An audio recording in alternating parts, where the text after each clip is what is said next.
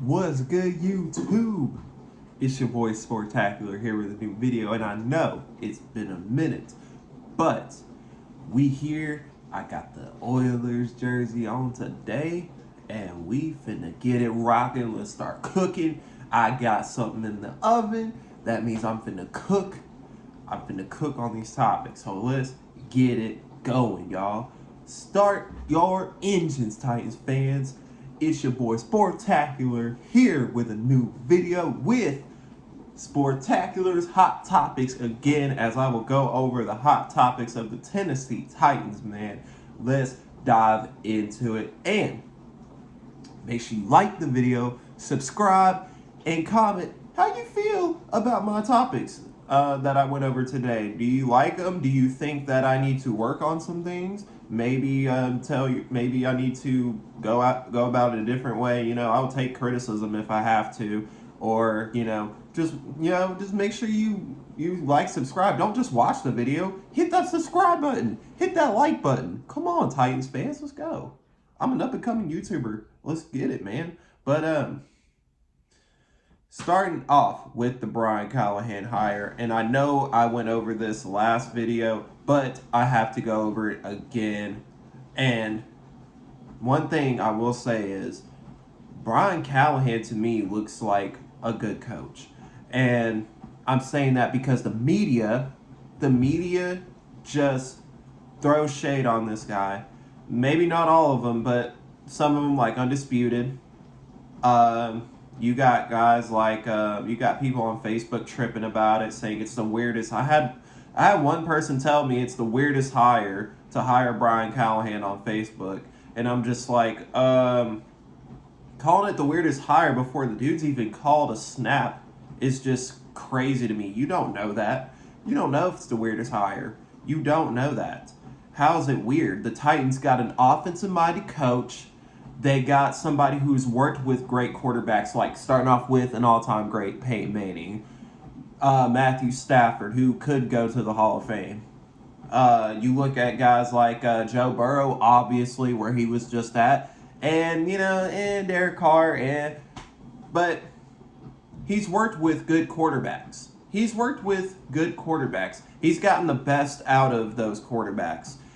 And I know Brian Callahan got Peyton Manning on the back end of his career, but he still worked with him, and he's still, that still looks good on anybody's resume. I don't care what anybody says. If you work with guys like Peyton Manning and Matthew Stafford and Joe Burrow, that looks good on any resume. The media can say all they want, but if you worked with guys like that, that's huge on your application when you go in for a job interview. That's just huge on your application. And not only that, but one thing that I think that separates the Brian Callahan hire from the rest of the hires in the NFL is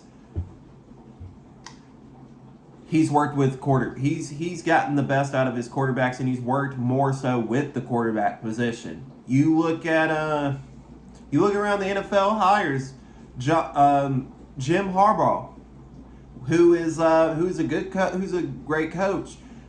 Other than him, I can't really say all these other hires. I mean, Dan Quinn, yeah, but Kyle Shanahan worked more so with Matt Ryan than Dan Quinn did. And Dan Quinn is a defensive-minded coach. You look at Mike Macdonald, defensive-minded coach. He's very young. He's only 36, 37 years old. Still, I guess he could maybe work with Geno Smith, but he's not going to be working more so with Geno Smith. He's going to be more so on the defensive side. He's going to go get a coordinator who's going to work with those guys. And not only that, but Gerard Mayo with the New England Patriots, to me, that's another maybe retread hire, might not be the word, but another defensive-minded coach after you just fired one that you've had for 20 years. I get it, he's the GOAT, but he was there for a long time. And you bring in a guy like Gerard Mayo to replace him. To me, it's just like, okay, you guys are going to be stuck in the same situation because the NFL now is moving away from the defensive side of the ball. Defense still wins championships. Do you see the Chiefs shut down the 49ers? But I think that hire by God, I just lost it. But yeah, by the Patriots. My bad. I lost it. But by the Patriots, the New England Patriots. You know, they're a good team. They were a good team for years. I get it. You had the GOAT, but going to get Gerard Mayo, really? I get it. It was on his it was in his contract to be the successor to Bill, but I just don't see that happening. I see Gerard Mayo being out quicker than some of these other hires. You look at the Atlanta Falcons. They hired Raheem Morris, another defensive-minded head coach. And the Falcons, to me, need to move more so to the offensive side of the ball because when you look at it, they just had Dan Quinn. I get it. They got Arthur Smith, but they just had Dan Quinn, and now they're going back to defensive-minded coach. I get it. Raheem Morris is like, what, 40? So he's younger-ish. He's a younger coach. But you cannot go into the new league with a defensive-minded coach.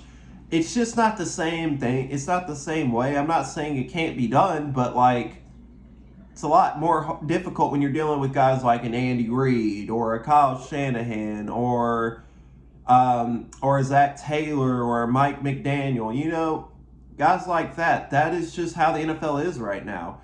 Let's look at some of the other hires. There is another hire, and I can't. Oh, the Carolina Panthers. They hired an offensive-minded coach. What was his name? Canales, Dave Canales, or something like that. The Panthers. It don't matter who they have at coach. I think they're just screwed for a while. They are screwed. They don't have a first-round pick. I don't think they have a lot of cap space. So you can have Dave Canales. You're still going to be stuck for years. So good luck. Yeah, your owner's out here throwing drinks on people, so good luck. And then there's another hire out there. I want to say it's there's one so the Falcons hired one. We obviously hired one. The Seahawks hired one. So the Falcons, Patriots, Titans,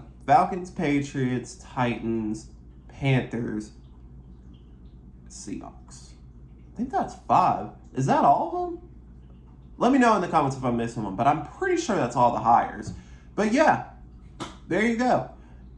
And one thing that Brian Callahan, like I said, does well than the other candidates is he's willing to work with the quarterback position. He's worked with the quarterback position. Like I said, these other coaches in here, other than Jim, oh yeah, the Chargers, by the way, they that's right, Jim Harbaugh. But yeah, I mean, Callahan's ability to work with good quarterbacks is why he was hired here, because the Titans have a young quarterback in Will Levis who needs that mentor. And that's why I think that that's why Vrabel got fired, because he got fired not only because of how the seasons were going the past 2 years, but the fact that you need a coach in there that's going to get the best out of Will Levis. And Will Levis did good, despite having a horrible offensive line, despite having a below average receiving core. He still was able to go out there and make plays. Now, one of the things, and this is the next topic I'm getting into, is Will Levis. What do I like about Will Levis? His ability to throw that ball. His arm is elite. He's got an elite arm. I'm not saying he's elite, but he's got an elite arm. His ability to his air yards, he was like, what, top 5 in air yards this year? And he only played like half the year. So the fact that Will Levis is able to have that rocket of an arm and get the ball to a DeAndre Hopkins, the ability to get the ball to Nick Westbrook-Akine, and, you know, maybe Traylon Burks, whose jersey I'm wearing, by the way, because I thought this year was going to be his year, and we'll get to the receivers. But his ability to make plays especially in the Falcons game and the Dolphins game. In the Falcons game, this guy got hit and still was able to somehow get the ball to Nick Westbrook-Akine to score a touchdown. And then in the Dolphins game, as he's getting hit, he's able to get the ball out again. And I believe it was to DeAndre Hopkins on that play. So his ability to just make plays is just crazy to me. And I do have hope for this guy. His comparison is Josh Allen. I'm hoping he's better than Josh Allen. But his comparison for now is Josh Allen. I don't think he's Josh Allen yet. But he's pretty good. He's pretty good. He's pretty solid. And I like him. But what do I want Will Levis to work on? The decision making. He has got to be better at his decision making. He's got to, and that comes with being a rookie. You're gonna make mistakes. You're going to start doing stupid shit. I mean, C.J. Stroud this year made stupid shit plays too. Let's not forget that C.J. Stroud wasn't perfect at all this year. He was really good, and the best rookie quarterback, one of the best quarterbacks in the league. But let's not forget, the guy did throw interceptions. The guy did make some stupid plays at times, and he didn't make plays in the Ravens game. He made terrible throws in the Ravens game that ultimately cost him that game. So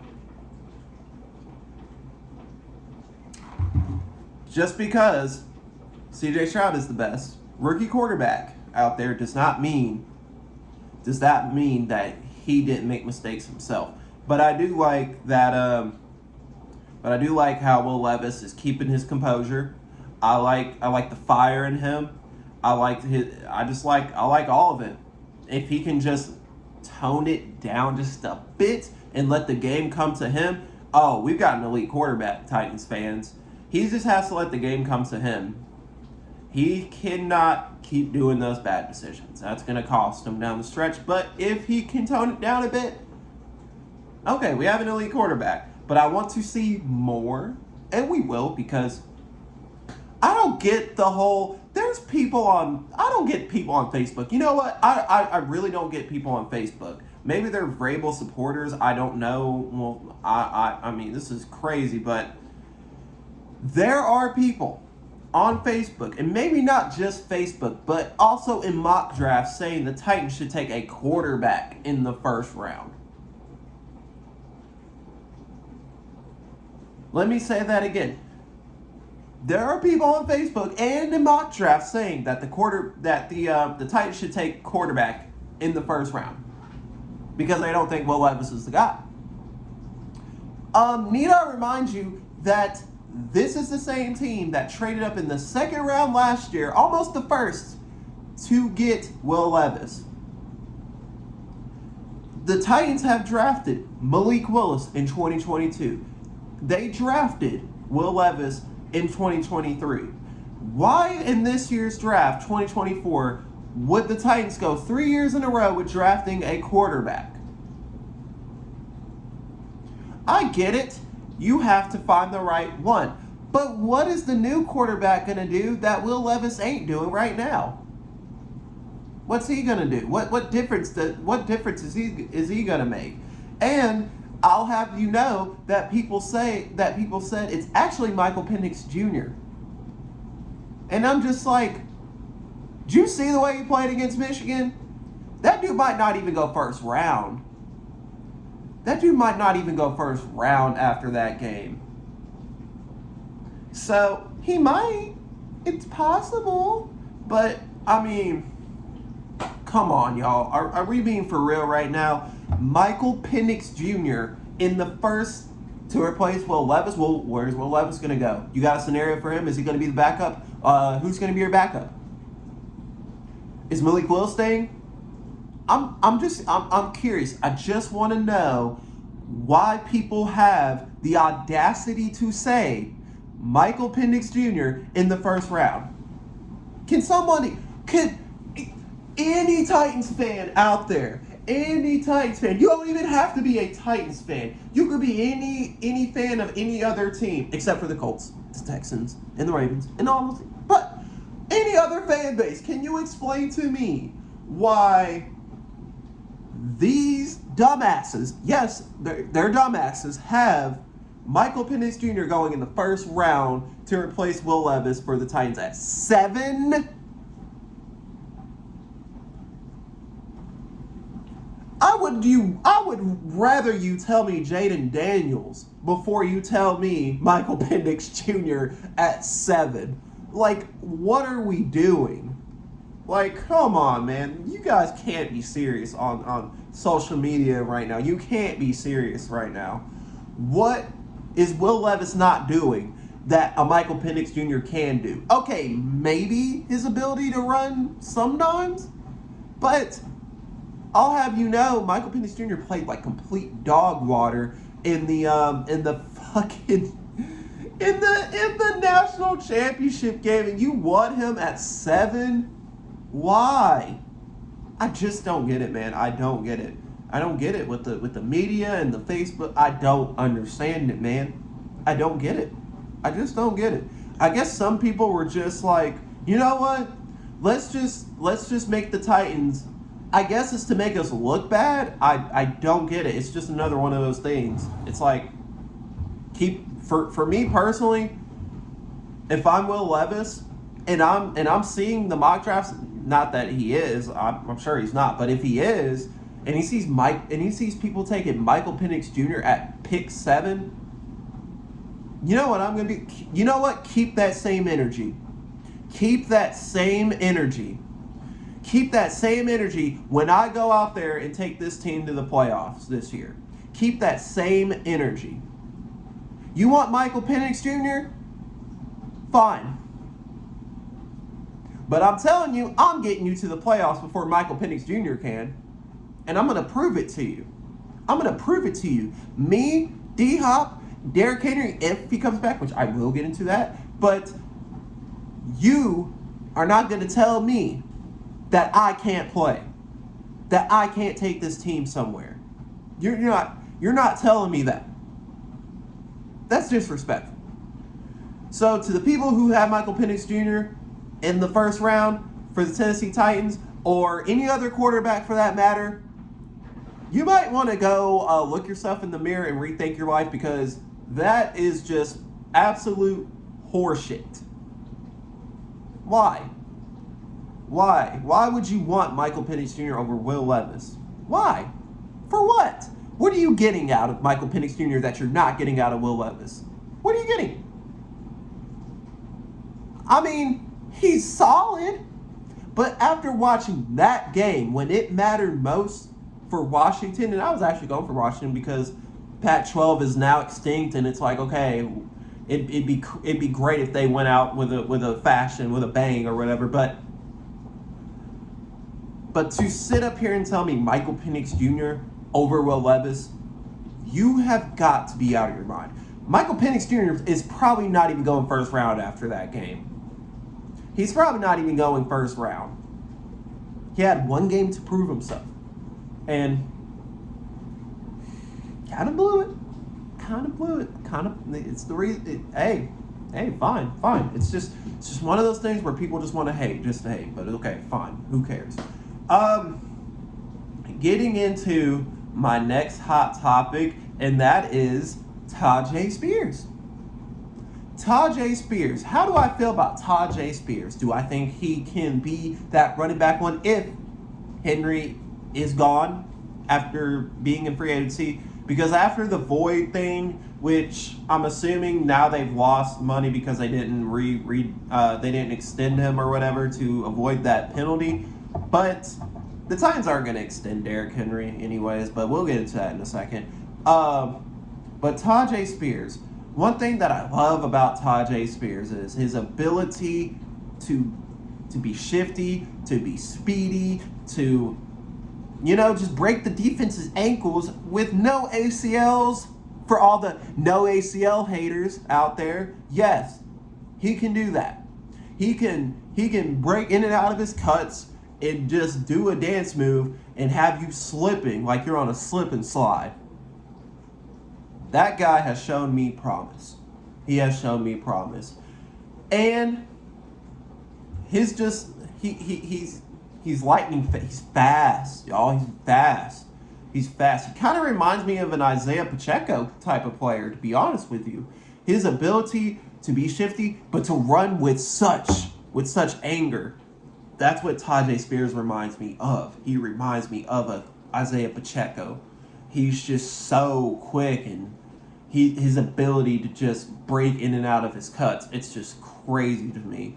He is going to be the guy next year if Derrick Henry's not back, which I will get into right now. And that is, do I think Derrick Henry will be back? Do I want Derrick Henry back? All right, let's get into it. So the Titans had until yesterday, I believe, at the end of business Monday, which is like 5 or 6 or something like that. I don't know how it works in the NFL, but I know 9 to 5 is normal business hours for office jobs and stuff.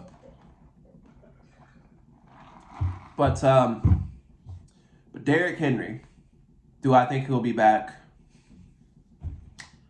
No, I don't. I don't think he'll be back.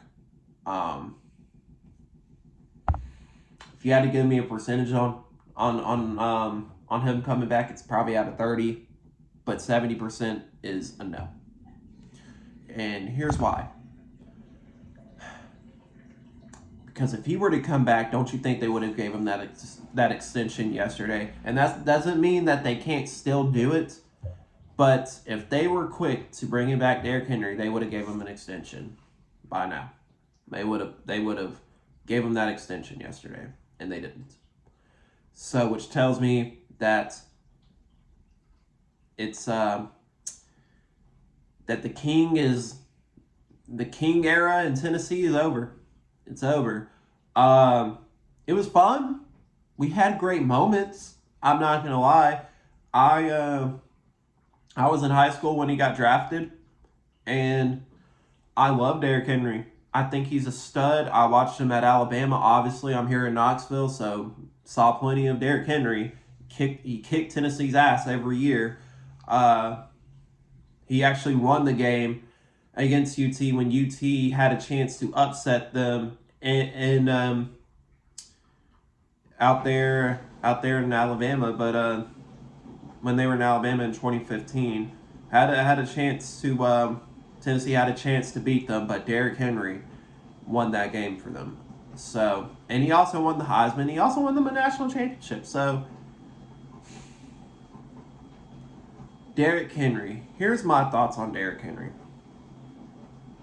Like I said, great running back. Probably the great. You can make the argument that Derrick Henry is the best running back Tennessee's had. But that goes to Eddie George for now. But for me, my top 3 is Eddie, Derrick, and then Chris. Obviously, Eric Dickerson's in there. You can make or not Eric Dickerson, Earl Campbell. My bad. He's also in there too. I think he's passed Earl Campbell, didn't he? Yeah, he passed Earl Campbell. So yeah, he's definitely the second running back then. But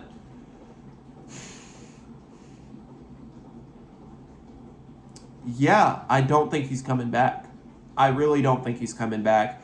I think Derrick Henry is a great running back for the Tennessee Titans, and he will be remembered as one of the greatest, if not the greatest in some people's eyes, best running back the Titans have ever had.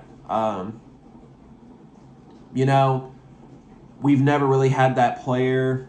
I could be wrong. That's never really been in those commercials, those State Farm commercials. That's huge for Nashville because Nashville has never really had an icon to lean on like that. Kind of like since Steve McNair and Eddie George. I mean, Mariota was in the Nike ads, but I mean, Mariota wasn't the guy to really lean on. Maybe at the time, but now that we are in a new era of football where you need a running back by committee approach, I just don't think that the Titans are bringing him back. And in a way, it wouldn't really make sense for the Titans. And I know that sounds crazy, but when you look at the contract and you give him $8 million and things like that, that's just money that you can put elsewhere. The Titans have a lot of issues. They need an offensive tackle. They need a wide receiver. They need a cornerback. They need another linebacker. If Aziz ain't here, then they'll definitely need a linebacker because Gibbons ain't the dude. I'm sorry. He's okay, but he ain't the dude. They need another edge. They need somebody to go up there with the front with Jeffrey Simmons to pair with Jeffrey Simmons if Danico Autry ain't back. So the Titans are just right now having all this money and having a high draft pick and having draft picks in general needs to be the focus of the Tennessee Titans this offseason. It needs to be the focus of the Tennessee Titans.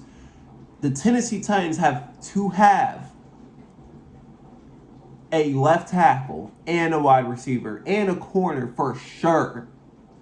So I don't think the Titans are going to invest $8 million into a running back when they can go out and sign a Zach Moss for literally half that. Or they can go sign Joe Mixon, who could be let go by the Bengals. So, another Brian Callahan connection? Interesting. Joe Mixon could be out there too. To pair with Tajay Spears, that'd be crazy. Joe Mixon and Tajay would be a great duo. Do I want Derrick Henry to come back? Yeah, I mean, I love Derrick Henry. You know, he's brought great things to Nashville. He's done he's carried this team on his back literally for ever since, he took over for DeMarco Murray. But he's won us 3 playoff games, I believe.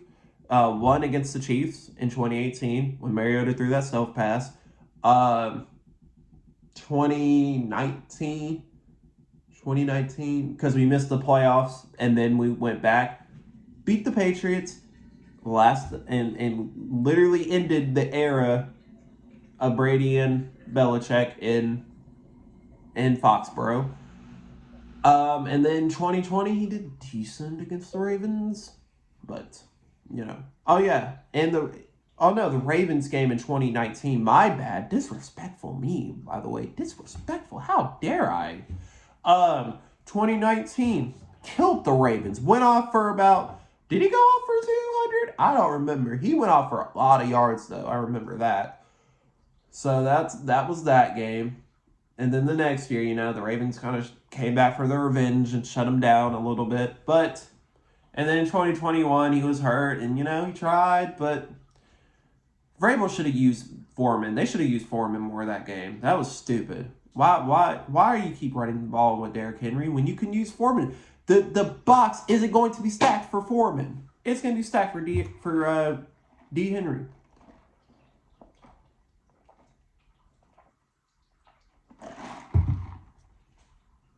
Had to get some water there. But I'd love to have Derrick Henry back, but I just don't think it's a realistic option for the Titans at this point. And I get it.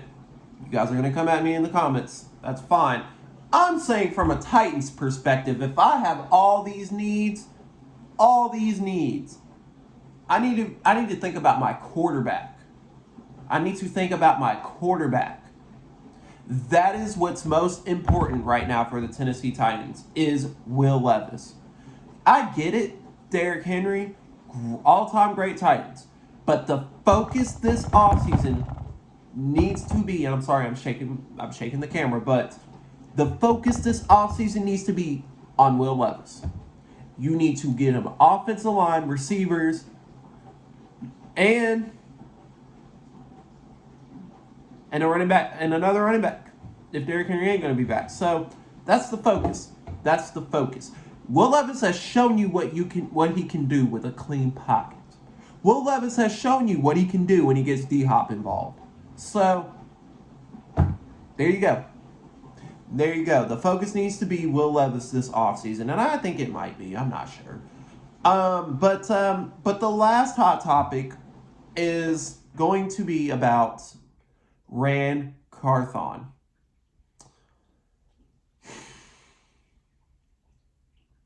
So there are people out there, yes, on Facebook, again, yes, on Facebook, because it's always on Facebook.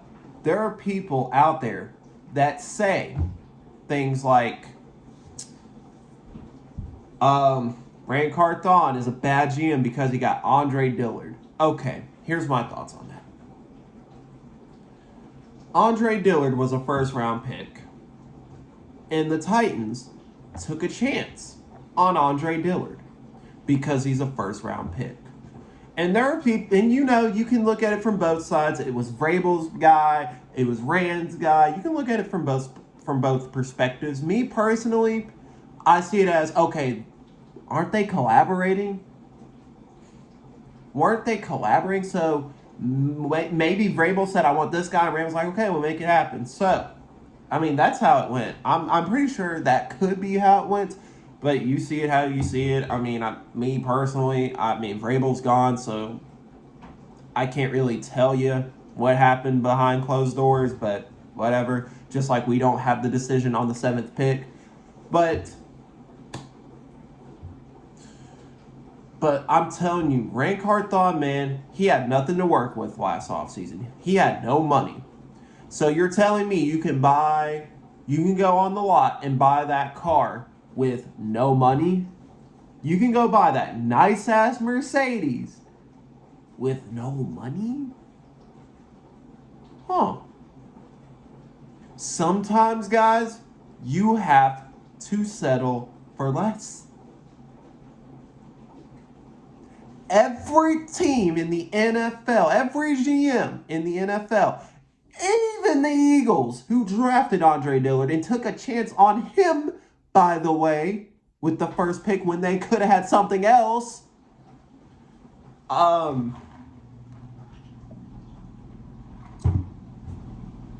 can blame them too for drafting him. Now, the money side of it, sure, you can make the argument that was not a good contract, but do we really know what the contract was? Do we really know what the contract was? And I think the Titans could get out of that contract, so who cares? Andre Dillard's not coming back next year. So, that's just, that's my thoughts on that. Rand Carthon, in my opinion, is doing a great job. His last draft, he gave you Tajay Spears, he gave you Will Levis. Skoronski is a solid left guard, but he is a solid left guard. And, it is what it is. Rand Carthon can't tell Mike Vrabel we should put him at left tackle. Maybe he did, I don't know. But I mean, I think they put Skoronski there at left guard because he has a smaller wingspan than most left tackles in the NFL who have a long wingspan. But it is what it is. But I think Rand Carthon's is going to do a great job for this franchise. He's going to do a great job. And now that he doesn't have like a Mike Vrabel who's going to want power, who's going to want it's my way or the highway. Now that he doesn't have that, now that he's hired someone who he can lean on, who he can trust, who he can make things happen. Are they going to collaborate too? Yes. However,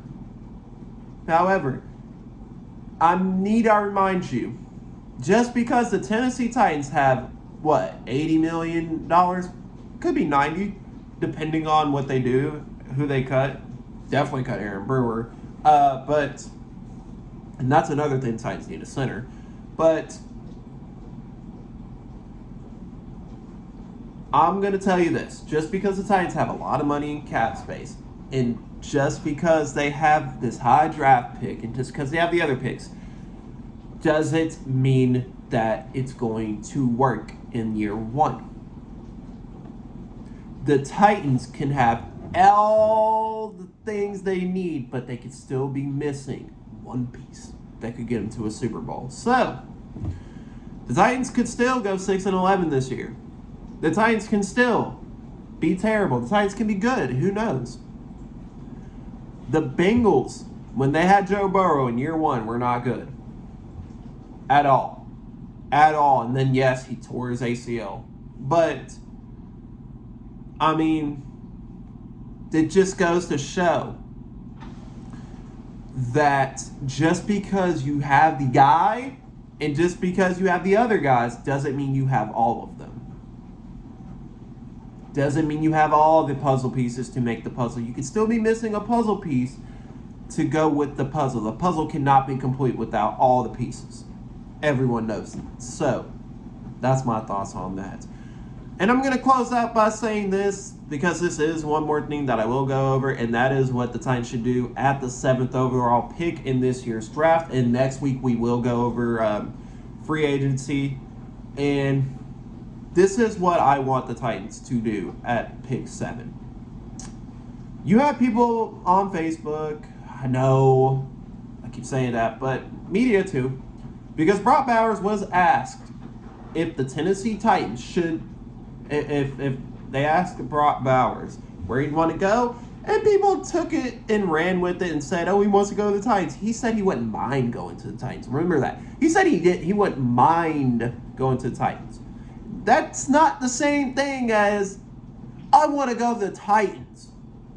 And that doesn't mean the Titans want him either. So can we stop with that?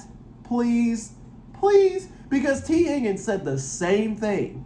He said, oh, it'd be an ideal fit. That does not mean. Because today he said, or maybe it was yesterday, I'm not sure. He said he hopes that the Bengals come up with a deal to bring him back. So there you go. It's like if I were to say, okay, there's a job out there that's wanting me, right? There's a job out there that's wanting me. And I'm like, but the job I have right now is really, really good. But this job is like not as good as the job I have right now, but isn't bad either. And they're like, hey, you want to come work with us? And then it's like, I mean, I could work with you guys. I could. But I mean, I'm here now. So I'm at this job right now. But it would be a possible fit at that job. But I didn't say, oh yeah, I totally want to go work with. No, that's not what I said. I said I could see myself working there, but I'm at this job right now. That's all they're saying. I could see me going there. That doesn't mean they want to. They're saying it's possible I could go there. That's all they're saying. So I'm going to get that out of the way. But the Tennessee Titans, what they need to do at the 7th overall pick is, me personally, I want Malik Neighbors. The guy's a stud at LSU. His ability to go up and make big-time catches and big-time moments. You can ask any LSU fan. Yes, I know a few. And they say, oh my God, Malik Neighbors is crazy. He's going to be crazy. And there are people out there that say compare him to OBJ. I'm like, that dude, Malik, have you seen Malik Neighbors play? Have you seen OBJ play? The difference between those two guys to me is Malik Neighbors makes better catches. His ability to go up and make contested catches. Dude's a stud. What can I say? And not only that, but he's making NFL catches, guys. He's making NFL catches. He's making ridiculous plays.